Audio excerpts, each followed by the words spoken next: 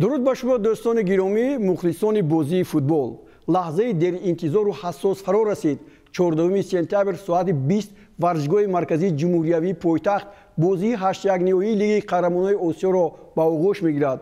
بار اول در تاریخ قهرمان‌های پی در پی فوتبال دو کشور همزبان استقلال تاجیکستان و پرسپولیس ایران در یک واخوری تقدیرساز که راه را با بازی‌های 4 نهایی هموار می‌کند با هم مبارزه به امان می‌برند. استقلال در اولین شرکتش در لیگ قهرمان‌های آسیا در گروه ا دسته‌های بزرگ و شهرتیار قاره را حیرت‌زده کرده صاحب جای اول گردید. فوتبالبازان این دسته کلوب‌های پرزور آسیا الهلال عربستان سعودی، شباب الاهلی امارات متحده عرب و AGMK ازبکستان را پس سر گذاشتند. استقلال در این گروه بازی‌های خود را در شهر الریاض عربستان سعودی برپا کرد. متخصصان فوتبال آسیا و مخلصان فوتبال از هنرنمایی با برای استقلال در لیگ قهرمانان آسیا امید نداشتند. حتی ترس از آن بود که در برابر کلوب‌های قدرتمند فوتبالبازان ما با شکست بزرگ روبرو میشوند و نفوذ فوتبالی تاجیکستان را پستر میکنند. اما سرمربی دسته ویتالی لوچنکو میدانست که در مقابل ستاره‌های آسیا با ستاره‌های نوجیلای خود چه بازی را راه اندازی کند. فوتبالبازان تاجیک در اولین واخوریشان با شباب الاهلی امارات متحده عرب وارد میدان شدند. در اولین واخوری در چنین مسابقه سطح بلند آسیایی شایسته هنرنمایی کردن و امتیاز از شباب الاهلی امارات را بودن استقلال باعث شادی و نشاط گردید. توجه در رسانه‌های اجتماعی با بازی‌های منبعده استقلال دوشنبه افزایش یافت. با هنرنمایی استقلال کفکوبی می‌کردند و چشم به شهر الریاض عربستان سعودی با ادامه بازی‌های گروه ای لیگ چمپیون‌های آسیا می‌دوختند. این نوبت حریف استقلالی‌ها دسته AGMK ازبکستان بود و میرجلال قاسمов آنها را به بازی آورده بود. منزلت نتیجه واخوری کلوب‌های فوتبال همسایه کشور خیلی بلند بود و آن را در نشست مطبوعاتی مربیان با دربی آسیای مرکزی دو بازی استقلال از خود درک داد که بازیگرانش با مقصد نمایش عالی فوتبال تاجیک آمدند و نیت راحت را با بازی‌های پلی آف از گروه دارند. امتحان نهایت جدی با غالب لیگ چمپیون‌های آسیا سال 2019 میزبان بازی‌ها الهلال عربستان سعودی در دور سوم آنها را انتظار بود. سرمربی دسته استقلال ویتالی لوچنکو در رئیس دسته دو تغییرات وارد کرد. وحدت حنانوف و احتم نظروف از آغاز بازی به میدان آمدند و در این حالت که ما و شما می‌بینیم کاپیتان دسته استقلال علیشیر جلیلوف با خطاگیری راه داد و قریب بود که با فتیمبی گومز حساب را باز کند. بار دیگر ببینید و تکرار این حالت و رستم یتیموف با او خبر رساند و تو وارد دروازه نشد. در مورد دیگر هجوم‌های پی در پی دسته هلال دروازه‌بان دسته ما را در تشویش می‌گذاشتند. رستم یتیموف اگر در بعضی حالت‌ها توپ را برگردانده باشد در حالت‌های دیگر ضربه زده فوتبالبازان دسته الهلال با آن چارچوب دروازه نمی‌رفت. اما فوتبالبازان دسته الهلال یک موردی را پیدا کردند. حالا با این ضربه کنجی توجه میکنیم. کاریلیو بود، بسیار هم ضربهش خطرناک بود، اما رستم یتیموف باز دروازه را خوب حمایت کرد. این ضربه بود که رستم یتیموف با دشواری برگردانید. ولی تنها در دقیقه 39 حساب گشوده شد. همین هجوم فوتبالبازان دسته الهلال با ضربه علی هادی البولایحی راه دروازه را پیدا کرد و فوتبالبازان دسته الهلال با حساب 1-0 با صفی پیش برآمدند. حالا باری دیگر ببینید اینجا محافظتگران ما در نزد دروازه محض علی هادی البولایحی را تنها گذاشتند. سپس یک هجوم خیلی خوب با ترتیب نهایت زیبا با گل انجامید از جانب فوتبالبازان دسته استقلال و وحدت حنانوف اولین گل خودش را در این بازی‌ها به ثمر رسانید و منوچهر جلیلوف پاس اولی را هم به او اهدا کرد. قسم دوم واخوری آغاز شد و حتن بهبری در دقیقه 52 گل دوم الهلال را وارد توری دروازه استقلال کرد که حالا ما و شما می‌بینیم. اینجا در همین حالتی که می‌بینیم فوتبالبازان دسته استقلال باز در خط محافظت بودند و پای در پای دروازه خود رو حمایت میکردند. ولی باز یک حالت دیگر در دقیقه 64 با همین گل زیبایی که از بالای سری دروازه‌بان رستم یتیموف پرتافته شد راهی دروازه رو پیدا کرد و حساب 3-1 شد. فوتبالبازان دسته الهلال در این وخوری با بیش از 77% توپ نگهداری سزاوار بودند و همگی 22 از 3% فوتبالبازان دسته استقلال توپ رو در اختیار داشتند. همین طریق این بازی با پیروزی دسته الهلال جمع بست گردید.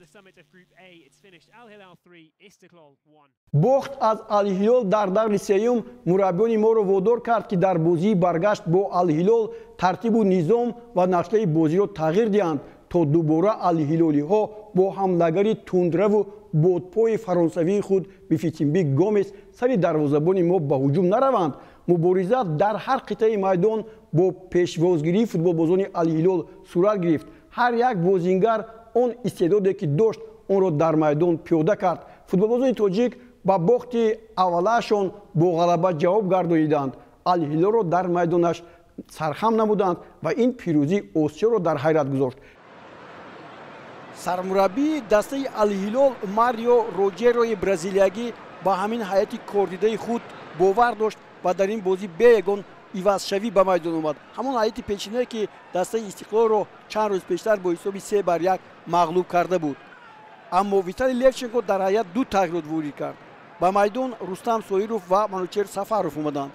فوتبالبازان دسته الهلال در یک مورد در دقیقه 24 همین هجوم را تشکیل کردند که با ضربه سر از جانب بافیتیمبی گومز از فرانسه که حالا تجلیل گل رو همین گونه پلنگور جشن میگیرد گل اولی رو وارد توری دروازه کردند و فوتبالبازان ما هم با جواب گذاشتند و هجوم‌های پای در پای تشکیل میکردند. این رستم سویروف بود که بسیار پاس خوبه با منوچهر سفروف پرتافت ولی بافیتیمبی گومز اینجا صد گذاشت.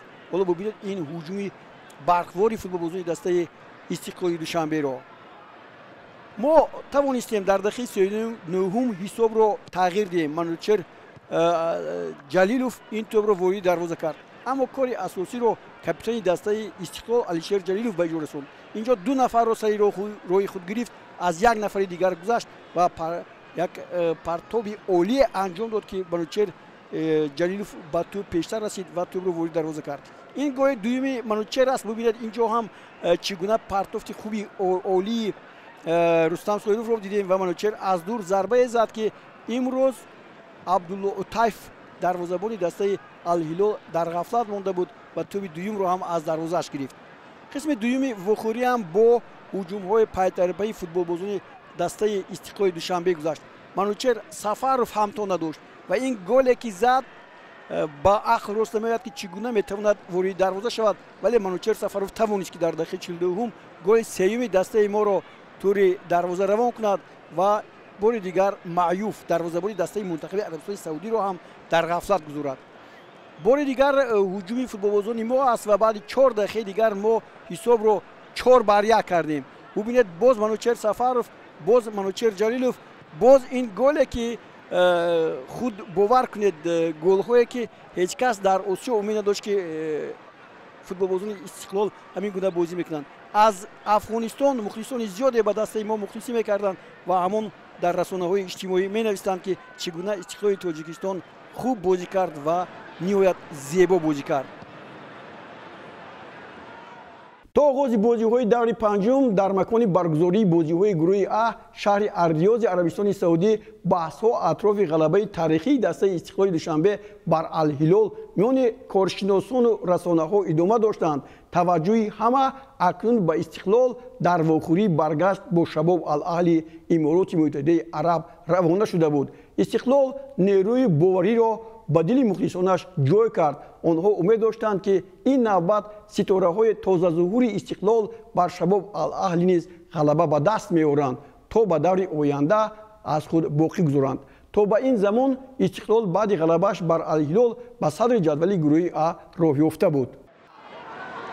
شورای پرویز محمدامین میخواست در اینجا گزارش خود را به انجام رساند اما یک بخت بلند فوتبالبازان دسته غلبه های پای در پای چمپیونی تاجیکستان استقلال دوشنبه در بازی های لیگ چمپیونشون شرطنامه هاشون را قطع کردند.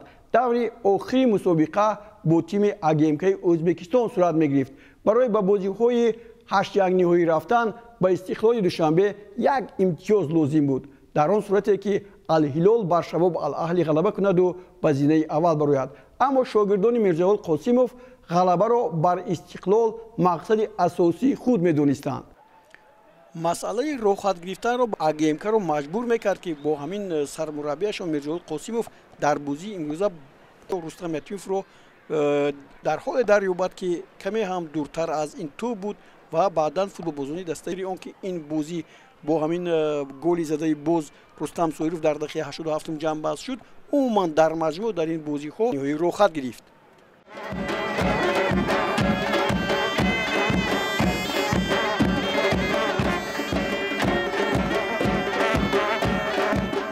як лаҳзаи маъюсӣ баъди бохт аз дастаи АГМК ва пайки шикасти Ал-Ҳилол аз дастаи Шабоб Ал-Аҳлӣ ба футболбозону мухлисон ва мардуми Тоҷикистон шодии нишод овард. мо ба бозиҳои 8 ниҳоии Лигаи Чемпионҳои Осиё дар аввалин ширкатамон рохат гирифтем. акнун 4 сентябр соати 20 дар варзишгоҳи марказии ҷумҳуриявии шаҳри Душанбе Истиқлол бо Персиполиси Эрон қувва месанҷад. биёед ҳамагӣ ба варзишгоҳ меравем ва дар як бозии тақдирсоз қаҳрамони Тоҷикистон Истиқлолро дастгирӣ мекунем. шояд онҳо чемпиони Лигаи Чемпионҳои Осиё гарданд.